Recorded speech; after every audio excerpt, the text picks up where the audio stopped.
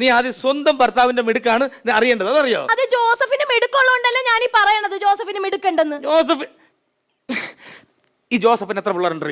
1. നമുക്കോ 2. ഇനി പറ, ജോസഫിനെ മിടുക്ക് എനിക്കോ മിടുക്ക്? നിങ്ങൾ അതും ഇതും പറഞ്ഞിട്ടുണ്ടെങ്കിൽ നിങ്ങൾ പോയി ഒരു കോഴിനെ മേടിച്ചിട്ട് വരാവോ? എടി ഞാൻ പറയട്ടെ, എടി നിനക്കറിയില്ല എനിക്ക് കരിമീൻ എന്ന് പറഞ്ഞാൽ ജീവനാണെന്ന്. കോഴി വിടും, നമുക്ക് സാറിന് കരിമീൻ കൊടുക്കാം. അതാകുമ്പോഴത്തേക്ക് എനിക്കും ഇഷ്ടമാണല്ലോ. അയ്യടാ, നിങ്ങളുടെ ഇഷ്ടം ഇവിടെ ആര് നോക്കണ്? എന്റെ ഓഫീസിലെ സാറിന് നല്ല നാടൻ ചിക്കൻ കറി ഇഷ്ടമാണ്.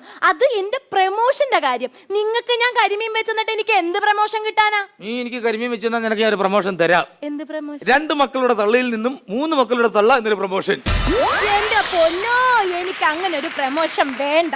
എടി ഞാൻ അവൻ്റെ അടുത്ത് വിളിച്ച് പറയാം. ചിക്കൻ അല്ലേ, നാടനല്ലേ? ആ ഹലോ ഹലോ, നാടൻ ചിക്കൻ അല്ലേ? നാടൻ ചിക്കൻ. എടാ സുരേഷ് അല്ലേ? ആ അണ്ണാ സുരേഷാണ്. എടാ നിന്റെ ഒരു 1000 രൂപ എന്റെ പഴയ